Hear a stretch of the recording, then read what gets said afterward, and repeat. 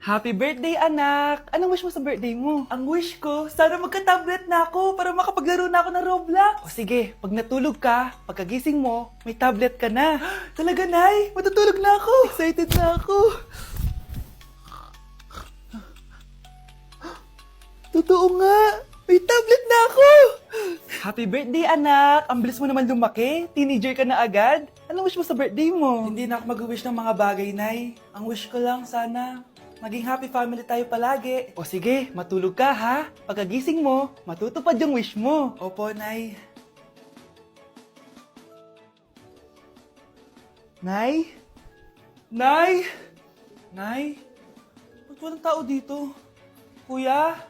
Ate? Teka, si Kyle ba yun? Lumabas ba sila, nanay? Nay! Kyle? Anong ginagawa mo dito sa labas? Hinahanap ko po sila, nanay. Oh, Kyle! Nandiyan ka lang pala. Balik ka na dun sa bahay. Naghihintay na si nanay. Talaga, ate? Yay! Tita, sama na kayo. Sige, tara. Kyle! Nay! Happy family na ba tayo? Oo naman, anak. Yay! Scarlett? Anong nangyari sa kanya? Patay na si nanay, pati yung dalawa naming kapatid. Namatay sila nung birthday niya. Kaya tuwing magbe-birthday siya, sila yung hinahanap niya. Grabe pala yung trauma. Anak, malapit na tayo magsama. Talaga, Nay. Sobrang miss ka na namin, Kyle. Excited na kami, Kyle. Excited na rin ako, mga ate, kuya. Ate, makakasama ko na sila, nanay. Matutupad na yung birthday wish ko. Kyle, kain ka na dito. Celebrate natin yung birthday mo. Kyle, kain na. Sino ba batang yun? Kyle! Kyle. Anak, may bisita ka. Sino po, Nay? O anak, napano ka? Ba't parang nakakita ka ng multo? Wala, Nay. Ma'am, kamusta naman po yung anak ko sa school? Isusumbong ko si Kyle sa inyo, ma'am. Ma'am, bakit? May ginawa ba siya? Yang anak mo kasi. Ano po, ma'am? Napakagaling, oo. Masipag at matalino yan sa school, ma'am. Opo, tama, Nay. Buti naman. Akala ko kasi kung ano nang ginagawa nito eh. Kaso ano, ma'am? May mga kailangan lang akong itanong sa inyo, ma'am, kung totoo ba tong nasa test paper ni Kyle. Patay ako nito. Sige, ma'am. Unang tanong, anong pangalan ng nanay mo? Susan, ang sagot niya. Tama ba, ma'am? Tama naman, ma'am. Pangalawa, ano ang trabaho ng nanay mo? Ang sagot niya, housewife. Tama ba? Oo, ma'am, tama. Okay. Pangatlo, ano ang gustong ginagawa ng nanay mo sa'yo? Pinaglulutuan, binibigyan ng baon. Tama ba? Oo naman, mahal na mahal ko yan si Kyle. Ano ang ayaw na ginagawa ng nanay mo sa'yo? Wala naman nakalagay dyan, di ba, ma'am? Kasi wala naman ako ginagawang masama sa kanya. Ang nakalagay dito ay, palaging inuutusan. Pinapalo ng hanger. Anay! Binabato ng kaldero, sinisigawan, minumura, at pinapalayas. Tama ba, ma'am? Walang iya ka, anak. Halika rito. Nay, wag mo. Pinapalo pala kita ng hanger, ha? Halika rito, matatamaan ka sa akin. Nay, test paper lang yan eh. Ma'am, kumalma ka. Kumalma? Kasalanan mo to eh. Ikaw una matatamaan sa akin. Sabi ko na kalalayas na ako eh. Anak, nakita mo ba yung cellphone ng tatay mo? Nilagay ko dun sa loob ng kabaong niya bago siya ilibing. Ha?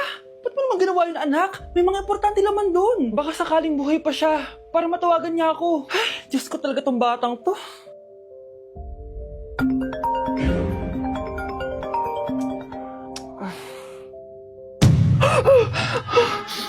Matawag si tatay. Nay, kailangan natin pumunta sa sementeryo. Tumawag sa akin si tatay. Anak, pwede ba? Wala akong oras makipagbiruan sa'yo. Marami pa akong tatapusin trabaho. Pero Nay, pag di ka pa tumigil, kukunin ko yung cellphone mo. Tay, sumagot ka. Alam kong buhay ka. Sa lahat ng pwede kong makita, ikaw pa talaga. Jessica, tinatawagan ko lang tatay ko. Nababaliw ko na talaga, no? Patay na tatay mo, di ba? Baliw. Hindi, buhay siya. Ito tandaan mo. Kapag hindi ka pa tumigil sa kabaliwan mo, susunod ka na sa tatay mo. Sinabihan akong baliw ni Jessica tapos sinaktan niya ako. Totoo naman, di ba? Nabuhay ka. Anak, nabalitaan mo na ba? Ha? Ang alin, Nay? Patay na si Jessica. Natagpuan siyang walang buhay dyan sa may ilog. Ano? Ay, Diyos ko, kawawang bata. Tay, sumagot ka na, please. Ikaw! Ikaw ang pumatay sa anak ko! Ano? Siya nga to ng away sa akin eh. Ikaw ang huli niyang kasama. Tandaan mo to. Isusunod kita sa tatay mo. Tay, hindi ko na alam gagawin ko. Sinisisi ako ng nanay ni Cheska sa pagkamatay ng anak niya. Natatakot ako. Anak, yung nanay ni Cheska. Oh, bakit nay? Pinatay daw. Binitin sa may puno. Ano?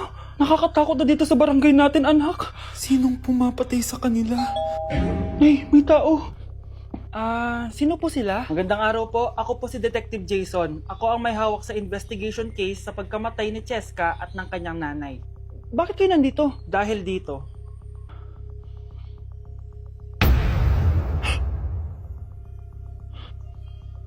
Nay, ikaw pumatay sa kanila? Oo, anak. Narinig ko lahat ng mga sumbong mo sa tatay mo. Cellphone ni tatay. Pinangako ko sa tatay mo bago siya mamatay na poprotektahan kita kahit makapatay man ako ng tao. Sumama ka sa akin, ma'am, para ma-interview ka namin. Tandaan mo to, anak. Kahit nasa kulungan ako, poprotektahan kita. Tumawag ka lang. Delivery po. Anong delivery? Parang wala naman ako in-order, kuya. Nakasulat po dito, Susan. Kayo po ba yun, ma'am? Oo. Sige, baka nakalimutan ko lang. Nay, ano po yan? Cellphone? Di ba mahal to? Opo, Nay. Paano ka nakabili niyan? Siguro nanalo ng raffle si nanay. Nay? Oo, anak. Bakit? Nabalitaan niyo na ba, Nay? Uso yung mga scammer ngayon. Totoo ba? Grabe na talaga ngayon, anak. Sabi sa nakita ko, Nay, nang scam daw siya ng mamahaling cellphone gamit ang credit card ng ibang tao. At ito pa yung malala, Nay. Nang scam daw din siya ng pera. Delivery po. May delivery ata, anak.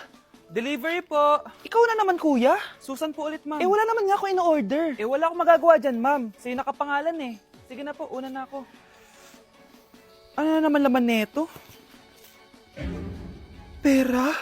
Ito ba yung sinasabi ni Scarlett na galing sa scam? Pero bakit sa akin nakapangalan? Anong gagawin ko dito? Hindi naman ako yung scammer. Nay, may naghahanap po sa inyo sa labas. Anak! Sige, pupunta na ako.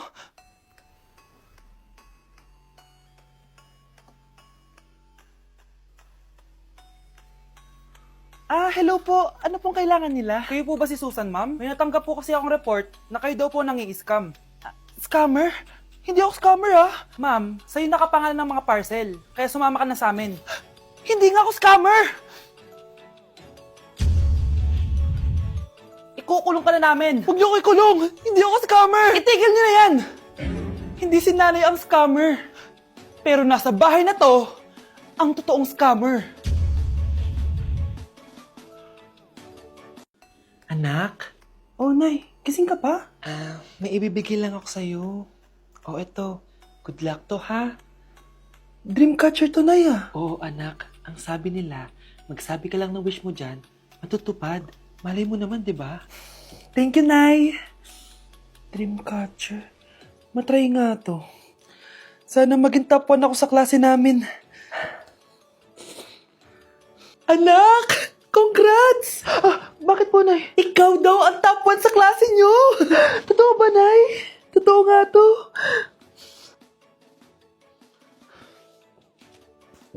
Anak, saan ka galing? Nag-apply ako sa trabaho. Ayoko naman maging pabigat sa inyo habang buhay. Sana makabawi na ako sa inyo. Ba't di mo nalang i-wish yan sa Dreamcatcher? Malay mo naman, di ba? Oo nga, no, Nay. Nay!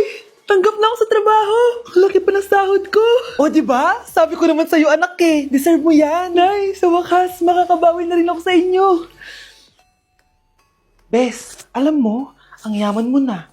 Bakit di ka pa mag-asawa? Ay naku, Bes. Kung may magkakagusto man sa akin, ang gusto ko, mabait at responsable. Parang si Joshua. Naku, Bes, si Joshua pa. Puro trabaho yan. Hi, Scarlett. Pwede ba tayong mag-lunch together mamaya?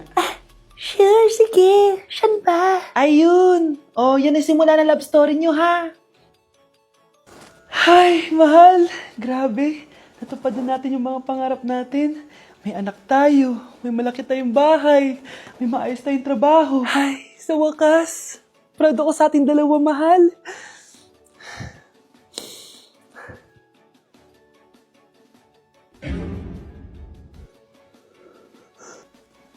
Mahal?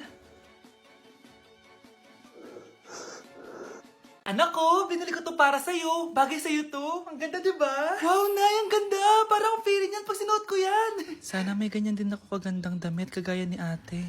Ayan, marunong ka na magdilig, anak. Ang dali lang pala nito, Nay. I love you, anak. Mahal din kita, Nay. Sana may ganyan din kaming banding ni nanay. Nagutom na ako.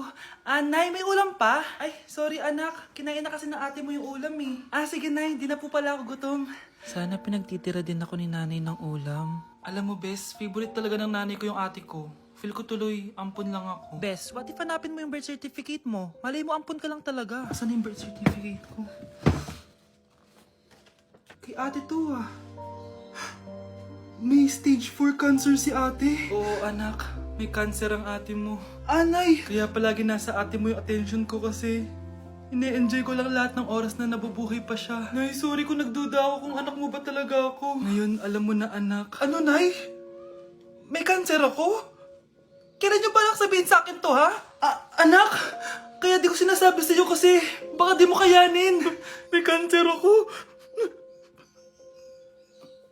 Anak! Ate! Hello, Bes. Sinundan ko si Miguel. Bes, ano nakita mo? May iba na ba siya? Confirm. May kabit yung jowa mo. Ha? Sino naman magiging kapit niya? Kabit niya si Scarlett. Hello, Bes? Nasaan ako? Anong gagawin niyo sa akin? Tama na! Bakit ka nagmamanman sa bahay namin? Spy ka ba? Walang yaka! Inagaw mo yung jowa ng best friend ko! Pinagsasabi mo, be! Ako, ang tunay na jowa ni Michael. Never naman nagustuhan ni Michael yan si Samantha kasi ang pangit niya, no? Ganun ba? Oo, kaya magdusa ka dyan. Wag! Jessica? Samantha! Tara, tatakas kita. Grabe, Bes! Kung ano-ano na ginawa sa'yo, ang ganda mo pa din. Be, thanks to the perfect stay, velvet matte cushion, na Skintific. Bago ako pumunta dito para sundin si Miguel, nag-apply na ako neto. Dahil long-lasting ito, high coverage and waterproof, siguradong all day fresh ka. We, talaga ba? O eto? O diba? Ang ganda ko pa din. Hindi na kailangan mag-retouch. Ang gagaling nyo din, no? At may tagapagligtas ka pa. Si Samantha. Samantha? Ikaw ba yan? Anong ibig sabihin nito? O, di ba? Ako ang tunay na jowa nito ni Miguel. At ikaw, kabit ka lang. Pero walang iya ka. Pero babe, ikaw na mahal ko ngayon. Tingnan mo nga itsura niyan. Wala akong pake! Magsama kayo ng pangit na yan! Lumayas na kayo dito! Ang dadrama nyo, ha? Basta ako, ganda lang ang ambag ko.